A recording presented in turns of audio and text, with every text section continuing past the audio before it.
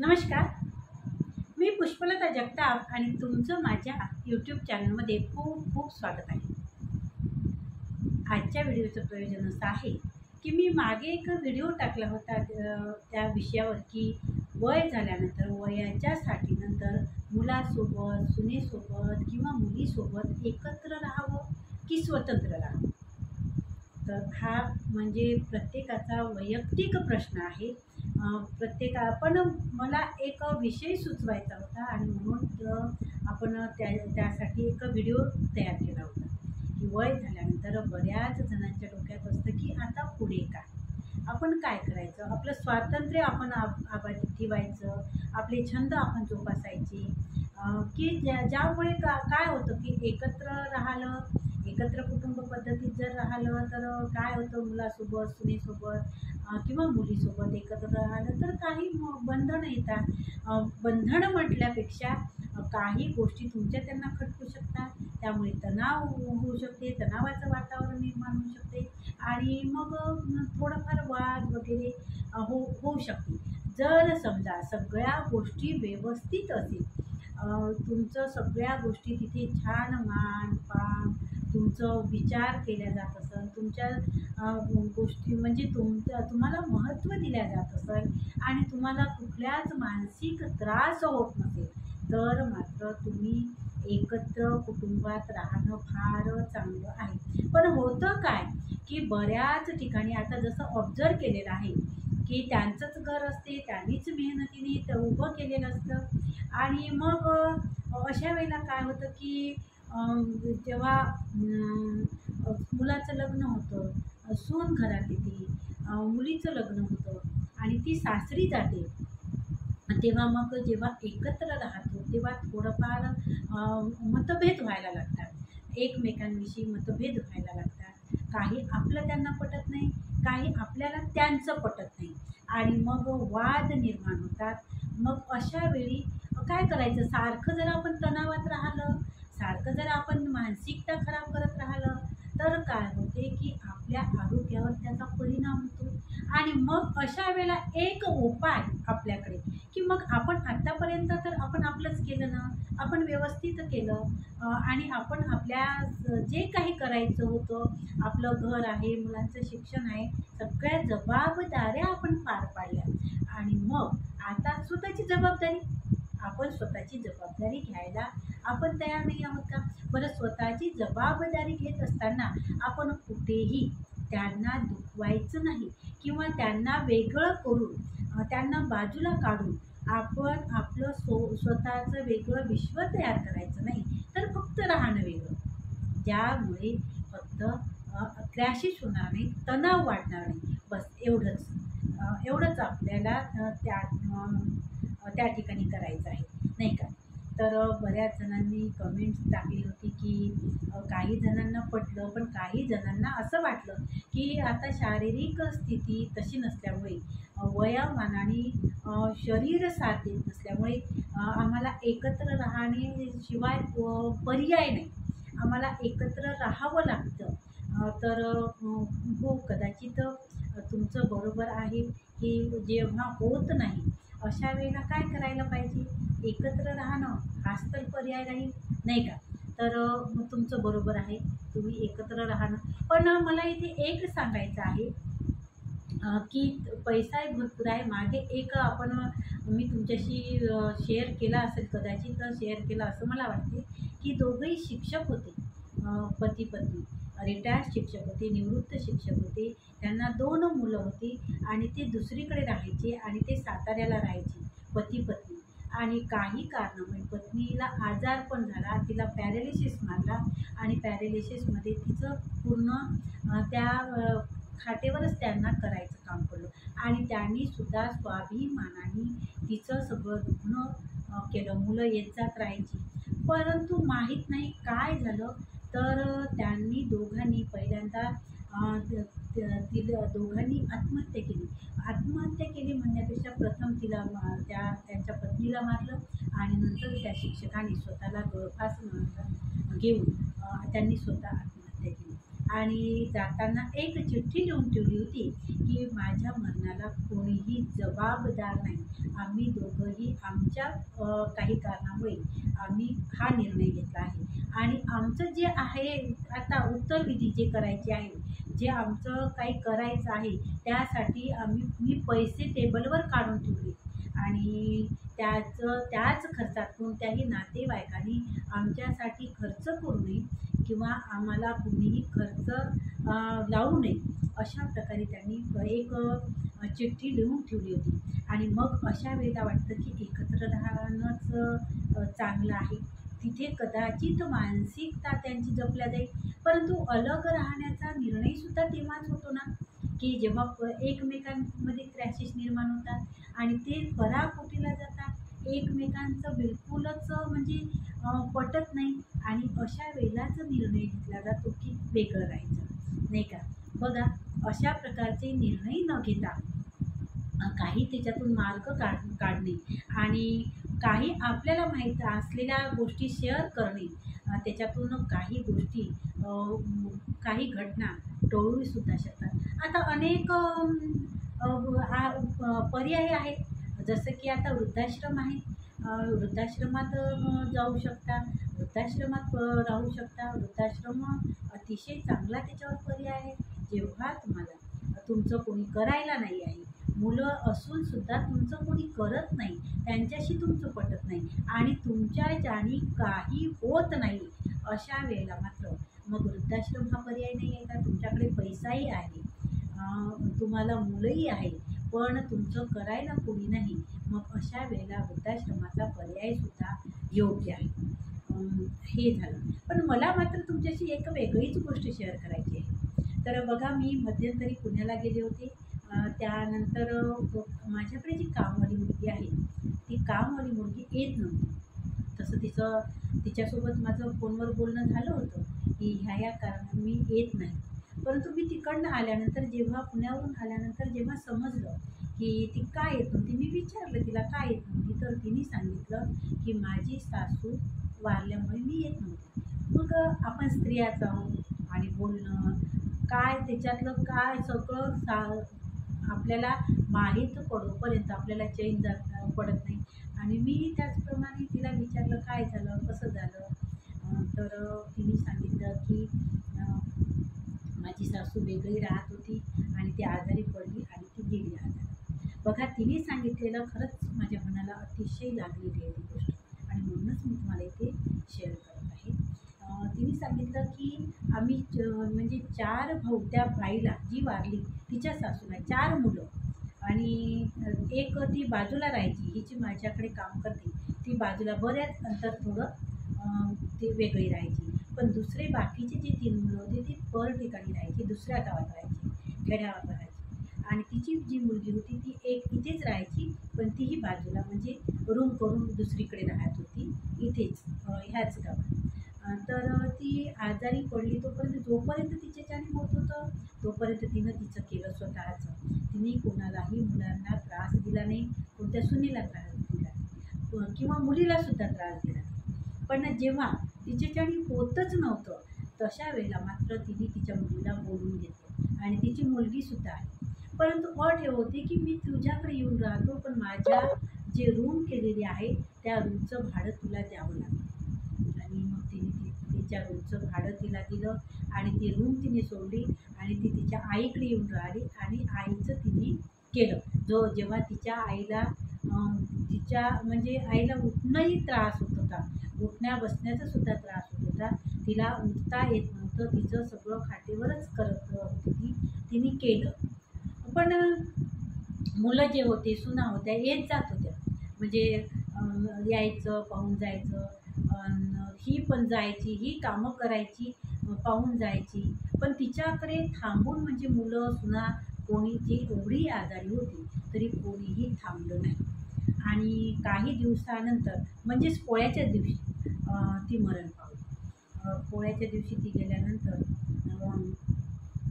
तिचं मग सगळेजण आले करायसाठी, म्हणजे जे काही आहे तिचं अंत्यविधीसाठी आली. आणि ती तिसऱ्या दिवशीच लगी तिच्या मुलांनी, सुनांनी तिचं काही जे मागे राहिलं होतं त्याच्यासाठी काहीतरी कपाटात 25,000 तिने तिचे होते, काहीतरी गळ्यातलं कानातलं थोडंफार सोनं तिचं होतं आणि घर तिने छोटंसं एक रूम तिच्यासाठी छान बांधली होती. छान संडास बाथरूम म्हणजे कुठेही जायचं तिला काम नव्हतं. व्यवस्थित तिचं ती कारभार करत होती आणि छोटंसं एक दुकान चालवत होती आणि त्या दुकानच्या भरोशावर ती तिचा उदरनिर्वाह करत होती आणि गरज पडली तेव्हा थोडीफार मदत मुलांनासुद्धा ती करत होती. तर अशा पद्धतीने आणि ती गेल्यानंतर मग मुलांची भांडण बघा. गेल्यानंतर लगेच की त्यांना पैसे तिचे दिसले, तिचं सोनंही दिसलं, ते राहत होती ते घरसुद्धा त्यांना दिसलं आणि त्याच्यावरून मग त्यांची मुलांची भांडण सुरू झाली की आता ह्याचे कोणाला द्यायचं, कसं करायचं, कशा वाटण्या करायच्या. बघा जोपर्यंत ती जिवंत होती एका मुलाने जर तिच्याजवळ राहून तिची सेवा केली असती किंवा तिला हॉस्पिटलमध्ये नेलं असतं, तिचं चांगलं सेवा हे केलं असतं, हॉस्पिटलमध्ये तिची शुश्रूषा केली असती, तिला चांगला औषधोपचार तिच्यावर केले असते तर कदाचित ती जगली असती किंवा कदाचित ती वाचली असती असं आपण म्हणू. किंवा तिने जेव्हा तिचा आजार बळावला नव्हता, थोडा आटोक्यात होता, तेव्हा जर तिने निर्णय घेतला असता की माझ्याकडे एवढे पैसे आहे किंवा माझ्याकडे सोनं आहे, हे सोनं मोडून मी माझं औषधोपचार किंवा हॉस्पिटलचा खर्च करून मला माझं दुरुस्त व्हायचं आहे असं जर निर्णय घेतला असता तिने, नाही का. तर बघा ती गेल्यानंतर लगेच भांडण, लगेच त्याच्यावरून तिच्या आत्म्याला काय वाटलं की लगेच म्हणजे माणसाचं जीवनाचं मूल्य इथे काहीही नाही असंच ना. जी आई तिने त्यांना वाढवलं, त्यांची जबाबदारी पार पाडली, त्यांचं लग्न कार्य करून दिलं आणि सगळ्या गोष्टी तिने केल्यानंतरसुद्धा त्यांनी त्यांचे कर्तव्य जे होतं की आईचं शेवटच्या क्षणी काही करणं, आईची सेवा करणं, तर हे सुद्धा मुलं आज विसरतात आणि हे श्रीमंताच्याच घरात घडत नाही तर गरिबांच्या घरातसुद्धा हे प्रकार घडतात, नाही का. आपण विचार करत राहतो की आपल्यानंतर आपल्याला जेव्हा आपल्याच्याने होत नाही, होणार नाही तेव्हा आपलं कसं, हेही तुम्ही टेन्शन घेऊन असतात किंवा भविष्याचं किंवा काही जे झालेले गोष्टी असतात मागे घडलेल्या की मी असं नव्हतं करायला पाहिजे, मी तसं करायला पाहिजे, हे जे विचार आपण घेऊन बसतो आणि मग त्याच्यावरून आपण टेन्शन, झोप येत नाही, मग त्यामुळे आजारसुद्धा बळावतात.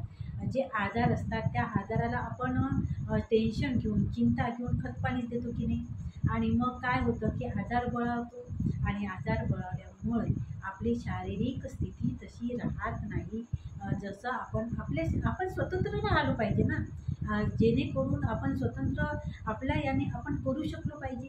अशा प्रकारची आपली शारीरिक स्थिती राहिली पाहिजे आणि त्यासाठी काय करायला पाहिजे की आपल्या शरीराची आपणच काळजी घ्यायला पाहिजे, आपली मानसिकता चांगली राहावी यासाठी आपणच काळजी घ्यायला पाहिजे, आपल्या भावनिक जपणूक आपल्यालाच करायला पाहिजे, नाही का. त्यासाठी कुठेतरी आपण सुद्धा तेवढंच जबाबदार असतो असं मला वाटते. तुम्हाला काय वाटते बघा, विचार करा. शेवटी कितीही जवळचं म्हटलं तरी दुःख वाटून घेत नाही कोणी. दुःख वाटून घेतं का? दुःख ज्याचं त्याला सहन करावं लागते, शारीरिक दुखणं.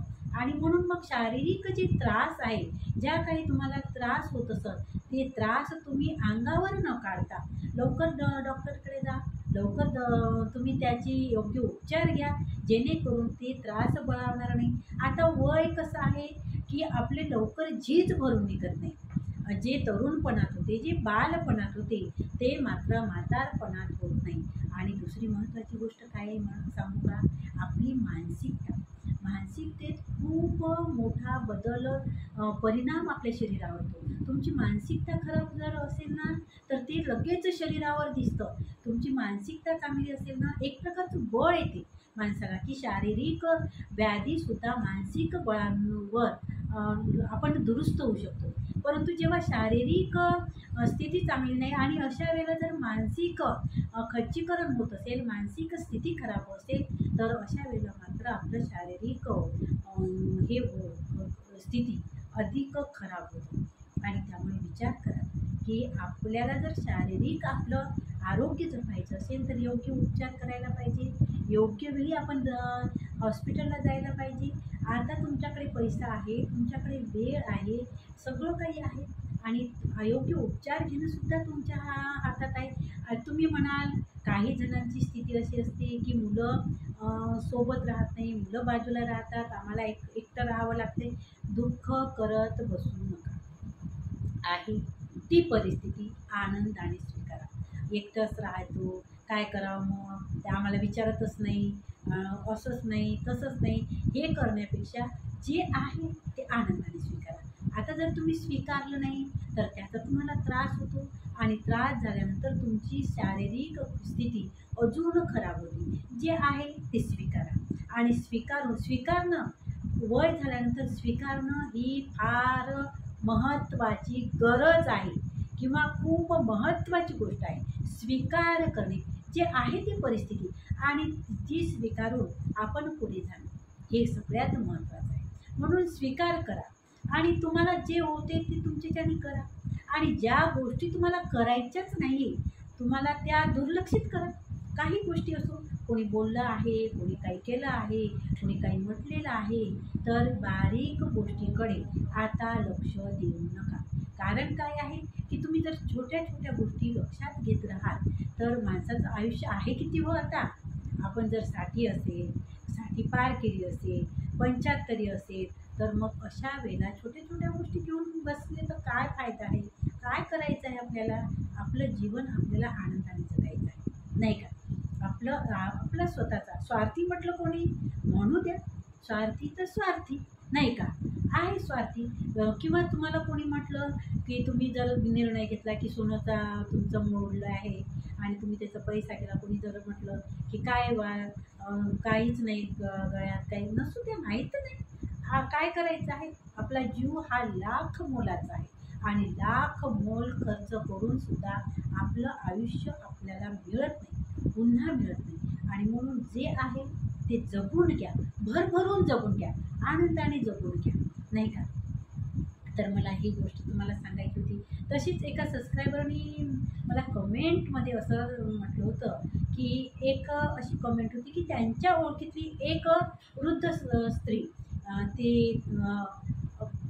त्यांची एकच मुलगी ती परदेशात राहायची आणि तिची सेवा करण्यासाठी एक मेड ठेवलेली होती 24 तासासाठी.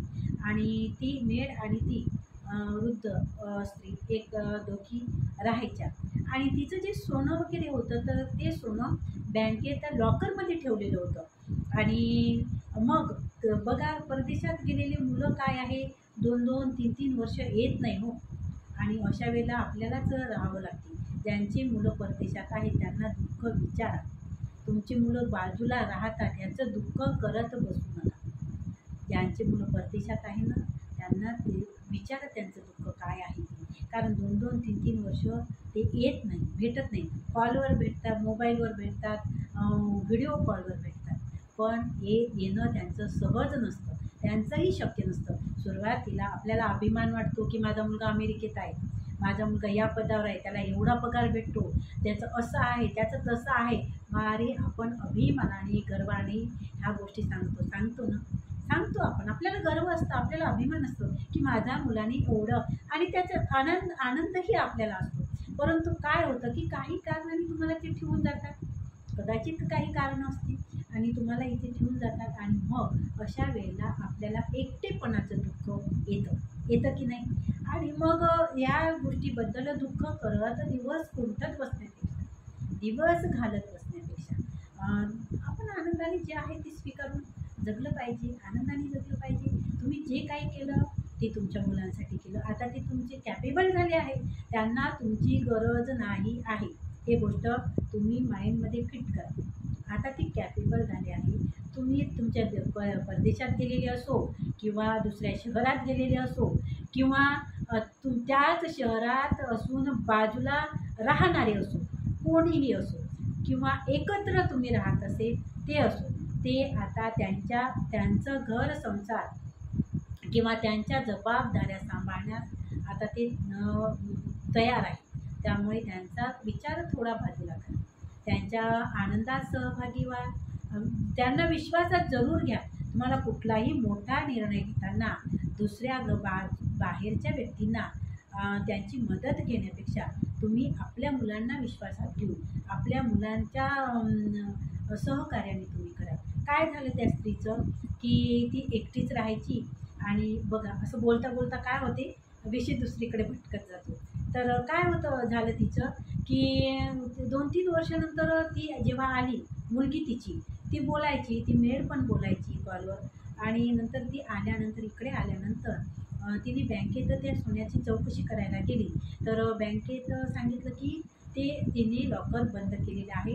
इथे त्यांचा म्हणजे इथे क्लोज केलेलं आहे त्यांचं जे अकाउंट होतं ते आणि इथे कुठल्याही प्रकारचं त्यांचं लॉकर नाही किंवा सोनं नाही आहे. आणि तिला विचारलं तर तिला अल्झायमरसारखा आजार झाल्यामुळे, तिला स्मृतिभ्रंश झाल्यामुळे तिला कुठल्याही प्रकारचं काहीही सांगता येत नव्हतं. तिला सोनं कुठं ठेवलं ह्या गोष्टीचा तिला काहीच अंदाज नव्हता किंवा सांगताच येत नव्हतं. आणि त्या जी ही होती तिलाही सांगता नाही आलं. तर मग अशा वेळेला काय करायचं? तर अशाही गोष्टी घडतात बघा.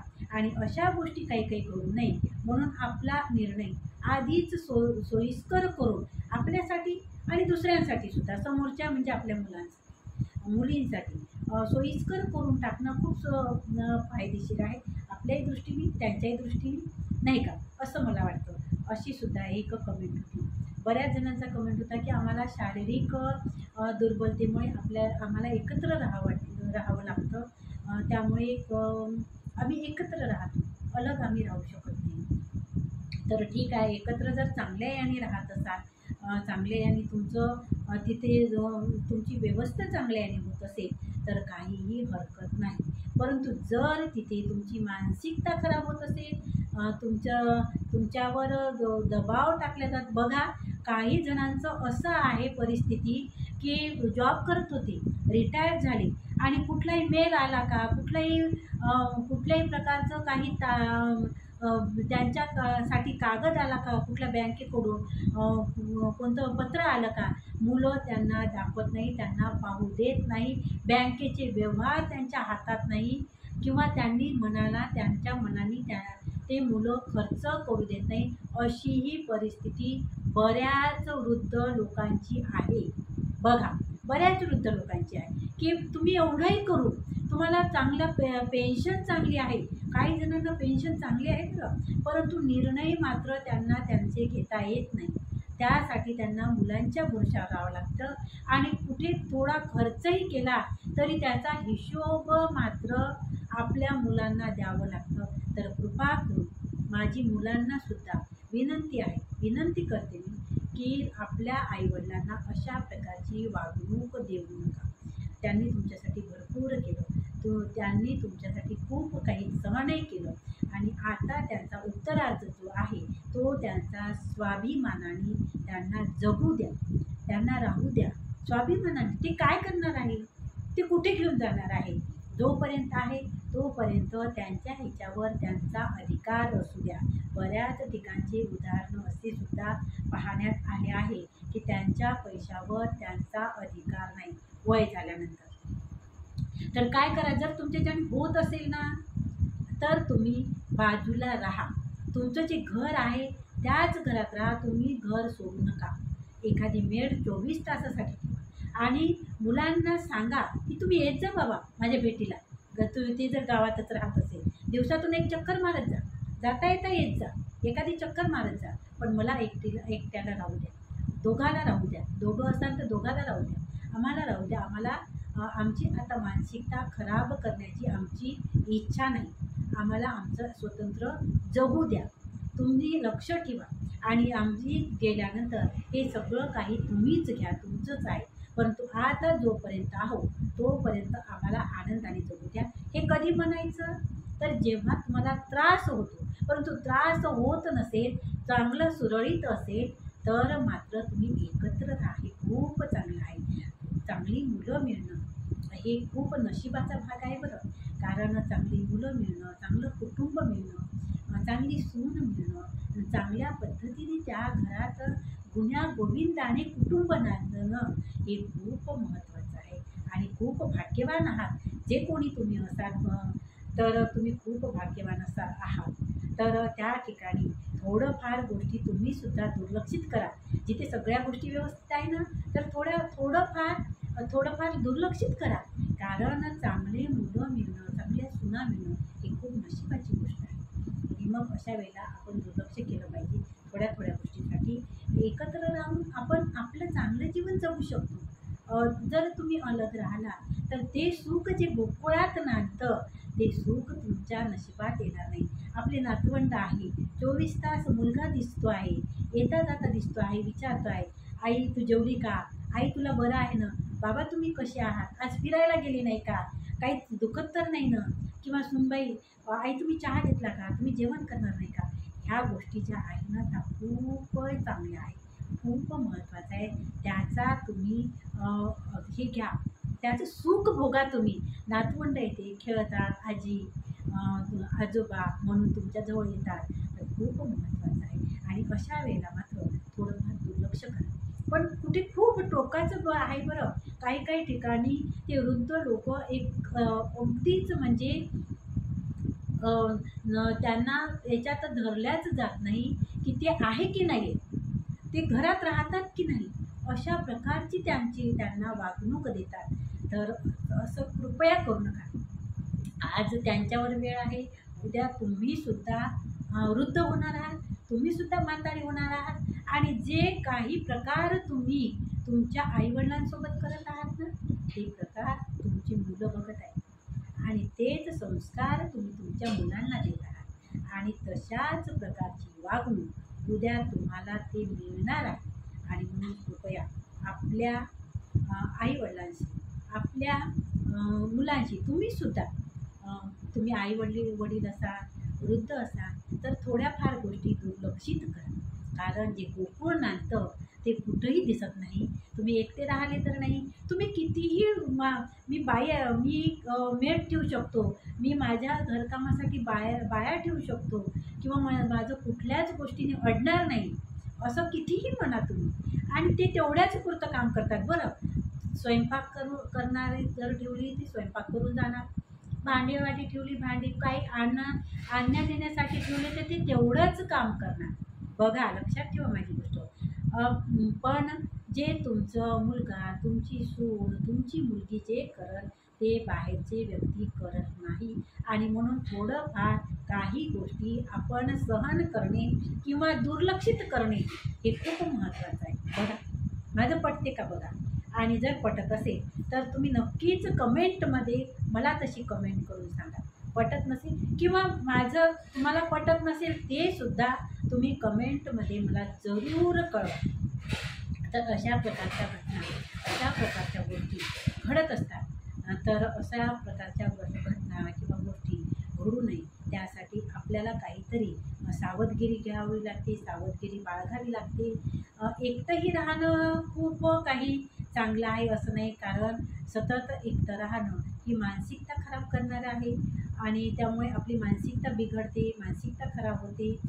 एकत्र राहणं खूप चांगलं आहे, परंतु जेव्हा होत नाही आणि आपल्याच्याने होतही नाही आणि मुलंही सुद्धा साथ देत नाही, अशा वेळेला मात्र काही गोष्टी ॲडजस्टमेंट करा, काही सावधगिरी बाळगा.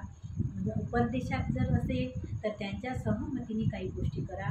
परदेशात मुलगा असेल आणि त्यांचं येणं होत नसेल तर त्याला विचारा.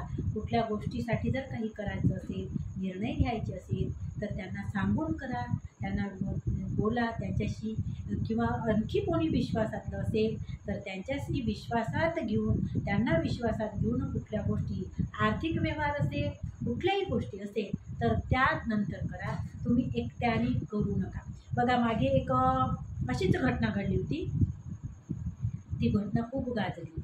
वृद्ध दाम्पत्य एक राहत होतं आणि ते दाम्पत्य आपले मुलं, त्यांचे मुलगा मुलगी परदेशात राहत होतं. दोघंच होते, एक मुलगा आणि एक मुलगी त्यांना. आणि ते परदेशात राहत होते. तर त्यांनी एक जो मुलगा होता त्यांच्या हाताखाली, त्याला काही बाकी कामासाठी तर मेडच होती, पण एक विश्वासातला मुलगा, खूप छान मुलगा, त्यांचं कुठल्याही गोष्टी पटकन करायचं, मुलासारखं त्यांनी त्याला जपलं.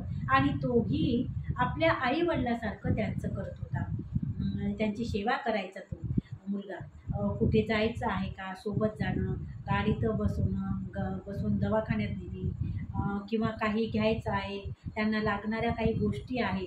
आणि असं करता करता त्या वृद्ध दाम्पत्याचा त्याने विश्वास संपादन केला.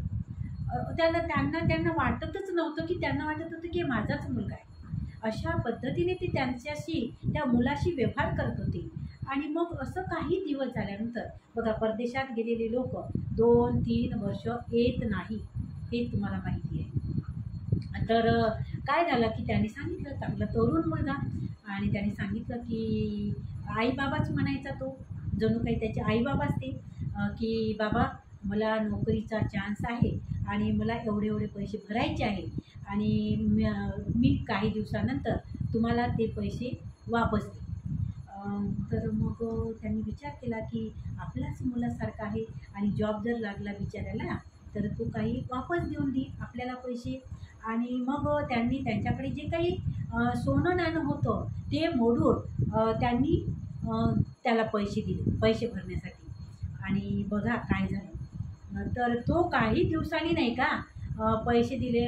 आता ऑर्डर येणार आहे, 6 महिन्याने येणार आहे, 2 महिन्याने येणार आहे, असं करता करता त्याने ऑर्डर आली म्हणून सांगितलंच नाही. आणि मग काही दिवसानंतर तो गायब झाला, तो घरी आलाच नाही. आणि त्याच्या घरी जेव्हा विचारलं तर तो कुठेतरी कामाला गेला, म्हणजे उडवाउडवीचे उत्तरं त्यांना मिळाली. आणि मग ही गोष्ट त्यांनी मुलालाही सांगितली नाही, मुलीलाही सांगितली नाही. कारण त्यांना वाटलं की आता मुलगा किंवा मुलगी आपल्याला रागवतील, आपण हे चुकीचं केलं आहे. त्यांच्या लक्षात आलं ती चूक त्यांची. आणि जेव्हा 2-3 वर्षानंतर जेव्हा मुलगी जेव्हा आली, तेव्हा त्या गोष्टीचा त्यांना माहिती पडलं. आणि मग कंप्लेंट देऊन सुद्धा काहीही फायदा झाला नाही. त्या सोन्याचाही कुठे पत्ता लागला नाही, किंवा त्या मुलाचा ज्याने फसवलं त्या मुलाचा सुद्धा पत्ता लागला नाही. आणि म्हणून ज्यांची मुलं परदेशात आहे ना, त्यांच्यासाठी खरं सांगायचं की कोणावरही विश्वास ठेवताना अतिविश्वास ठेवू नका. तुमचं काम आहे, वैयक्तिक काही गोष्टी त्यांना सांगू नका. त्यांना बरोबर माहीत झालं होतं यांच्याकडे काय आहे काय नाही, हे कुठपर्यंत खर्च करू शकतात, काय देऊ शकतात काय नाही. त्या मुलांनी बरोबर त्याला टाळलं होतं. आणि म्हणून अशा वेळेला कुठलीही तुमची आर्थिक बाबत कोणाकडेही वाच्यता करू नका. जर तुमची मुलं परदेशात राहत असेल, दुसऱ्या शहरात जरी राहत असेल, तरीसुद्धा काही गोष्टी वृद्धांनीसुद्धा काही गोष्टीचे बंधन पाळायलाच पाहिजे. काही गोष्टी त्यांनी कटाक्षाने जर पाळल्या तर अशा घटना तुमच्यासोबत घडणार नाही. काय होतं की तुम्हीसुद्धा जे सोनं असो, पैसा असो, किंवा कोणती प्रॉपर्टी असो, जी काही जमा केली आहे ती सहज तर मिळाली नाही ना हो.